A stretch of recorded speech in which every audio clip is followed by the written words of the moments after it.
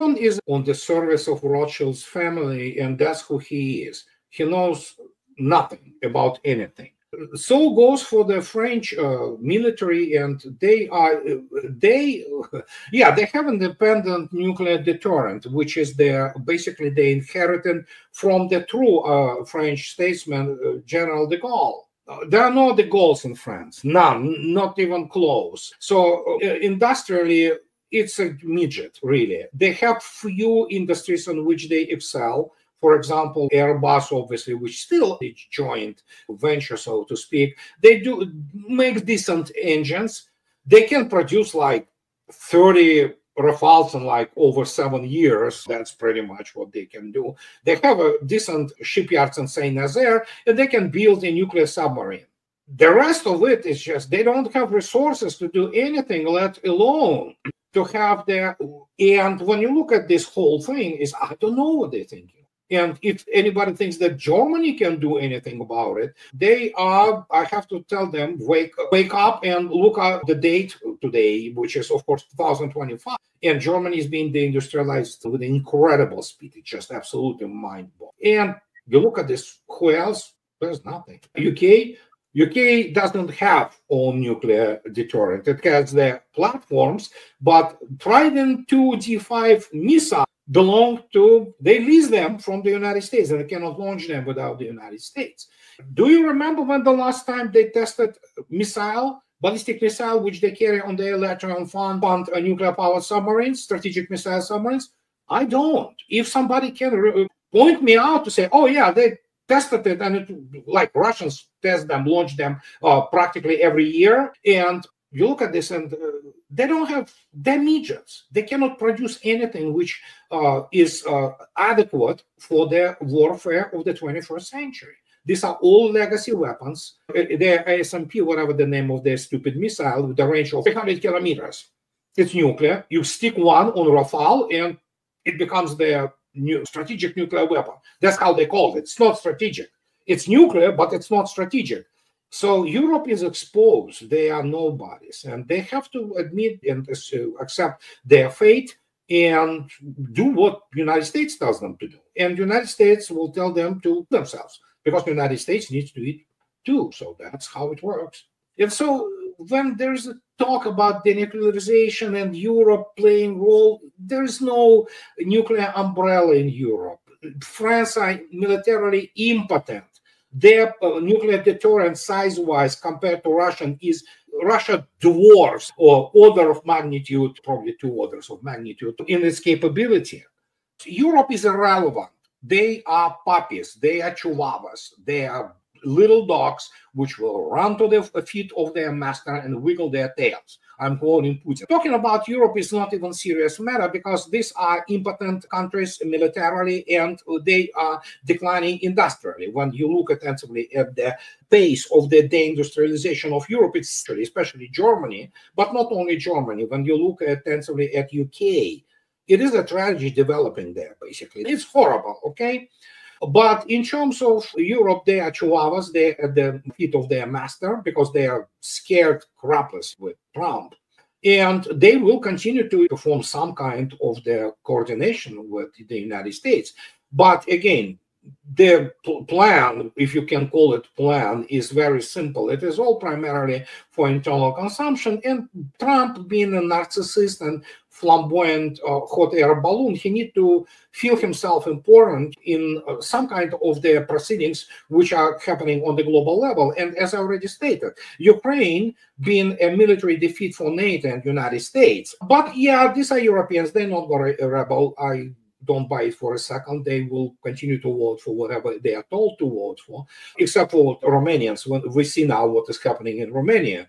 But what many people do not know, and we spoke about this, I obviously get invited into Russian media too. And when we spoke to our friends about a couple months ago, their actually directive for the Russian army is very clear. Prepare for the 2025 being the final year of the hostilities, because everything needs to be finished off. So the 2025 is the year of the war for Russians, and they will continue to do what they're doing, whatever the remains of Ukraine. And again, each time Putin says something, the conditions much tougher than they were previously.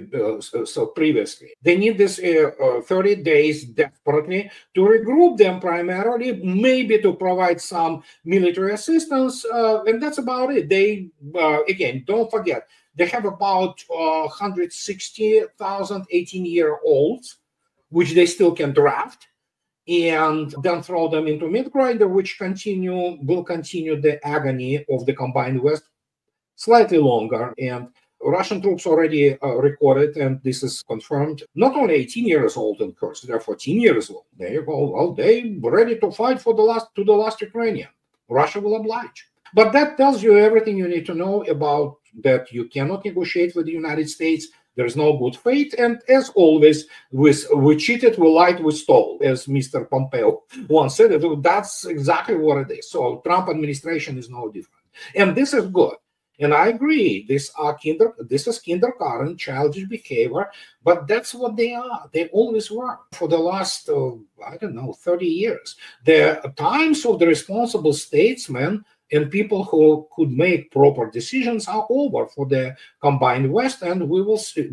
Listen, when we talk about that the West is over, it's not because we are doing it on a whim or we want to say it. All indicators are in place, and practical actions and actually events, they prove it unequivocally. So there you go. Yes, kindergarten, that's what it is. Gotcha. So, okay, sure. Although in this particular case, as strange as it may sound, he acts and his administration acts based on, for the first time, probably the real intelligence, which, of course, once you have Tulsi Gabbard in place, which she is, and she is a responsible woman, and she is, I think so, she's good for her job. And when the real intelligence starts to pour in with the real kill ratios and what is happening, paradox of this thing is because they act this, because this time they have the real intelligence, and real intelligence tells them what is happening. And as I already stated, the only mobilization reserve Ukraine has is about 160,000 of those 18-year-old kids. The rest of men have been basically. So they fit into the meat grinder. They will continue to fit into meat grinder. And after that, we will see if they will endure as, which I don't think so, because it's going to be a primarily agrarian country. And while whatever will be the Black Sea coast and like Kharkov, which is traditional Russian city, including, and Dnepropetrovsk, former Yekaterinoslav, and Novorossiya. Putin uses this term Novorossiya non-stop, but because they are morons in State Department and in media, in this establishment media, they don't even understand significance of that. You go, and I did even the video on that, you go and look up what Novorossiya is, what it was, starting from Catherine the Great. It's all in Kharkov, Dnepropetrovsk, Odessa. Putin talks about it openly. But again, those people, they do not understand anything pretty much on any issue. And that is why they continue their game, as you correctly stated, it's childish. They will continue war against Russia. Russia will essentially rebuild political system in Kiev. Whatever will be left, there will be some little bit of oblast, if you wish, regions, which will be left under direct, so to speak, Kiev's control. They will redo the political system in such a way that it is both sufficient enough to preserve the rights of the Russian speakers, and that essentially through all kinds of their governmental institutions, including, for example, Department of Education. So that will be removed completely. But the problem is, of course, not a problem, actually. The outcome is preset or preordained already because they don't have resources. They don't have military expertise, and they don't have resources to fight it. Already in January this year, Vladimir Putin reiterated that there will be no ceasefire, there will be no short-term stopping of the hostilities. And the only thing which will happen is that only when Russia's long-term historic objectives of the Russian security will be met, then we may talk. So it was already this year, January 25. The only reason for that, as I already stated, was to avert a catastrophe for the armed forces of Ukraine, because front is collapsing. It's actually the fact when you look attentively at the speed with which everything is developing. And the second is to put some kind of PR trap for Russians. We agreed now on ceasefire. Now Russia doesn't agree on ceasefire, so they want war. Sure, as already stated, top Russian officials already came out and said, sure, do whatever you want. We're going to do what we need. So they do it to the point that Mr. Peskov came out yesterday and stated, don't listen to all this Western media, the noise of all those experts. Listen and read only official statements by the officials of Russian Federation, because the rest of it is just nothing more than they sell the garbage, as they always do, to Western public, and yeah, they are brainwashed, and so it's easy to manipulate them. But as I don't know how many times it has to be repeated. I don't know. It's just like you repeat, obviously, media and all those guys ignore it. Mr. Rubio said today that they sent those things, details to Russia of those so-called agreement between Ukraine and United States. But the point is there are two factors. First, Russians demolished, finally finished off whatever was left in Kursk area. So the Kursk is being liberated, so is liberated today, so it's over. And now Russian troops are in Sumy region. They are also in the Petrovsk region. So, and yeah, the special military operation continues. This is first factor. Second factor, anticipated, expected by anybody who had any brain, failure to split Russia from China or China from Russia. Simple as that. What's left? Nothing. So what can they do? They can do what they do, PR. The only decisions on Russia's actions are happening in Russia. All these ideas that they can somehow press Russia into doing something it's the general intellectual level, low intellectual level on the combined West side. And what can I say? Yeah, let them play in their sandbox. The special military operation continues and will continue until pretty much all objectives are met. And now it's really good that this ambiguity is gone. We know who Trump is, what his plan, or rather lack thereof, is, and it's good because there will be, you cannot trust Americans, you cannot negotiate with them, so it's all BS. And this is good. Two factors influence this decision, which is, of course, the show. First, you have to understand, even when you look at the fate of Kellogg, but the point is two factors influence this idiotic decision, because nothing is going to come out of it, as Zakharova and Kosachev. Mr. Kosachev stated, what you can say whatever they want, there will be no ceasefire. I don't know how many times Vladimir Putin or Sergei Lavrov have to repeat the same thing, but yeah, these people, as I already say, kindergarten. The way United States exists today, it's an existential enemy of Russia. Simple as that. So all those things which on the Trump's side, all those moves, we're not talking about in relation to Europe. In relation to Europe, it's sheer accounting, pure accounting and bookkeeping, if you wish. Trump being, yeah, for some reason, he thinks himself as a genius in terms of getting deals. But in terms of Russia, it's very simple. That is why Mr. Trump doesn't get any success, because the Russians, they repeat ad nauseam. And it's in the latest statement of Vladimir Putin yesterday, after the talk with Mr. Trump, that, yeah, it's fine, but until the root causes are removed, special military operation continues. Simple as that. But Trump, being a showman, they changed dynamics in the sense that, yeah, it's good to talk, make no mistake. I am all for it, and diplomacy has to return. But no, Russia will be absolutely under sanctions. Nothing will be restored of substance. And yeah, his task now is to save the face somehow. But he could have done it 3 weeks ago by saying it's Biden's war, and that's it. He didn't do it. And no matter what Trump does, he still remains the enemy of Russia. He and Russian people, and it's strategically cannot be changed with the present-day American establishment. So you have to have the new generation of the American politicians and maybe the statesmen which will emerge from this generation, which will understand essentially the utility of that. And in fact, the very dangerous situation.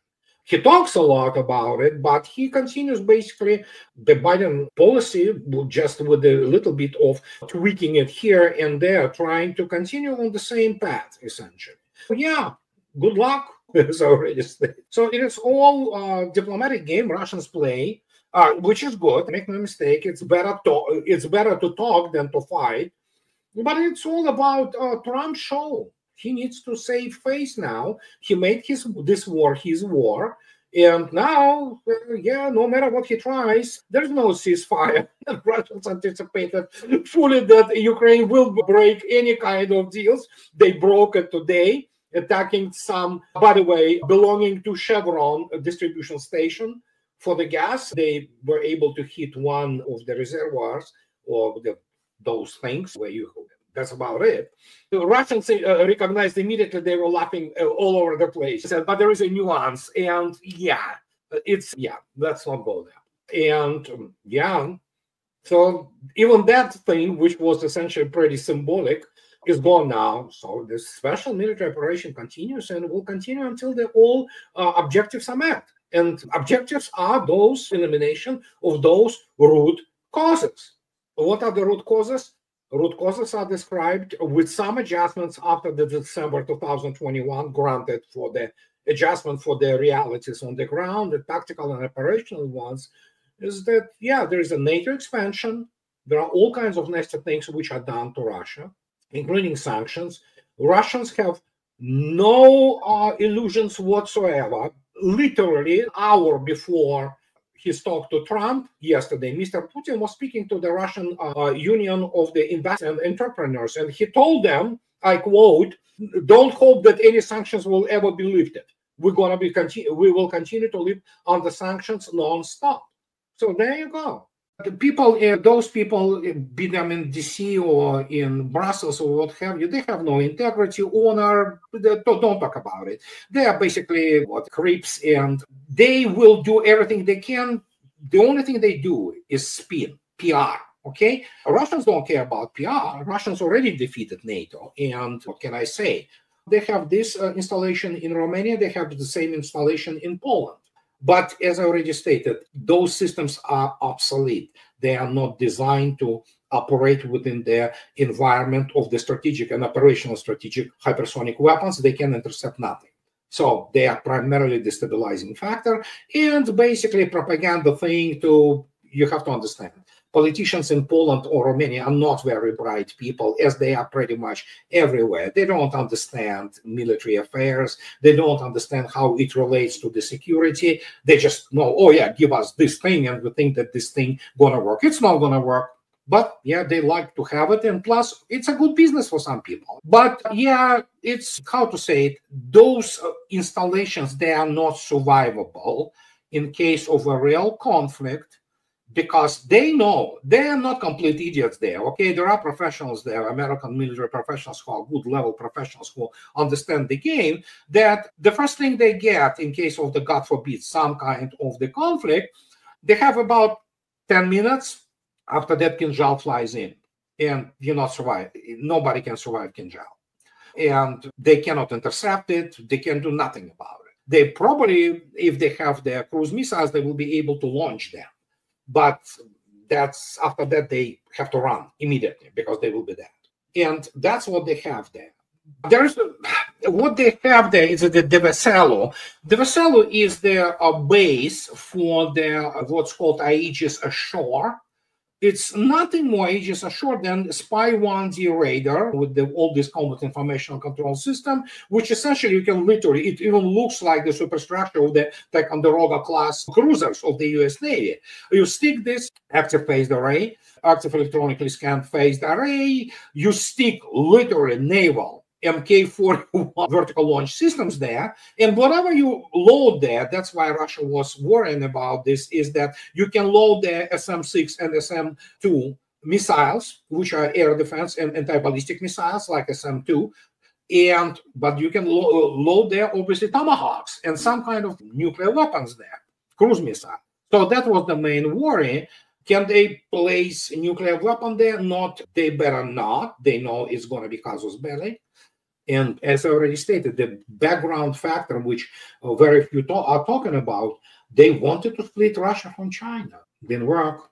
And as it should. And the more they will be spinning, the more they will be requiring of the abolition of the democratic institution and democratic control. And yeah, the media, all those Times, Financial Times, Wall Street Journal, Time Magazine, New York Times, Washington Post, they are already meaning it true. We are 1 foot already in 1984. Eventually, they will have to close the borders and close any kind of the information coming from, for example, East and from Russia. So that is why Peskov essentially saying yesterday, that's what is this all about. Don't read it. Don't listen. Listen to what, if you want to know what is happening in Russia, listen to the official statements. Because Russians follow their statements. They state the policy, they make policy statements. And this is the fate of combined West, because it has been defeated already. The fate of Ukraine is the fate of Europe, essentially, in the future, because they have nobody who can actually change the course. And in this case, they can spin and brainwash their people whatever they want, and especially considering the European conformism, which they love to their media. They really believe that. So British read their tabloids, Germans think as they told by whatever, the Bild and what have you. Majority, at least, not all, but majority. Yeah, they will be told that, oh yeah, we won. They invented their offensive by running backwards. Ukraine went on offensive. Now where's Ukraine? And that's what is this all about. Spin. That's the only thing they can. The question is how Trump tries to save his face now. He needs to save his face. Remember, he was running on this, or if not for me, there would have been no war. Actually, it was on his watch when the arming and training of the armed forces of Ukraine started in earnest. It became an industry. And he promised what? Remember? I will stop the war in 24 hours, then we stop the war in 100 days. Yeah, people are asking inevitable and totally legitimate questions. And how is this 24 hours going? How about now those weeks, which are already months, right? He was what? Today is the 20th. Oh, yeah, it's 2 months now since he took the office, all right? So what's next? Half a year? Sure, Russians will gladly oblige. But the outcome inevitably is the same as it was from the get-go. The total military and geopolitical defeat of the United States, because it was the United States which was the main driver behind their essentially starting the whole mess in 2013 with the coup and bringing to power. So there you go. And nothing changed, really. And it was also his ideas about that you can pressure Russia, while obviously talking all this fluffy rhetoric about, oh, yeah, let's get along with Russians. No, he wanted to get along only on his conditions. Doesn't work like this with Russia. It is all about, it's just all those PR, outwardly appearances, which still important, make no mistake. As I already stated, I'm not against that. But the nature of the conflict, it never changed. So the United States will continue to military support and provide ISR to armed forces of Ukraine. One of the key points which Vladimir Putin stated straight to, not to face, maybe they were communicating over the video link, that how about you stop the all aid to Ukraine? No, United States is not going to do it. Donald Trump, well, the point is that there is a United Kingdom, which is this Chihuahua, which pretends that it is a bulldog or Rottweiler, which it is not even close, but they have this obsessive or compulsive disorder that they are still great power, which they are not. They're pathetic, actually. So we have now this European dynamics between Trump and all. But do not forget, all those excuses about Trump not being able to do something in the first term and Russia Gate and everything. First, you know what? He could have done things better already within his first term. He never tried, okay? He was intimidated. Now, obviously, yeah, he gets better things done on the domestically, especially with some critical appointments such as Kash Patel or Tulsi Gabbard. But reality is, nobody now even knows now how the regime is being run. We know that there are SAS and MI6 people around him, around Zelensky 24/7. I don't know if that probably some CIA presence. These are the guys, they are incompetent militarily, and so they continue to do what they do always. False flags, political moves in terms of more of Ukrainian. It's West. It's combined West against Russia. He can talk whatever he wants, but Ukraine will do whatever she wants. And so now you have to only hope for the Russian air defense, which intercepts most of what is flies there. But no, Ukraine and Zelensky, especially, cornered rat is always dangerous. They will be ready to go to any length. Yeah, just blow up kindergarten, blow up the nuclear power station. So it's total general routine for especially combined West as of lately, which was doing false flags. And you saw yourself, for example, yesterday they were trying to break into the Belgorod Oblast. They were obviously repelled with the devastating consequences for them. Ukraine itself is a virtual state, and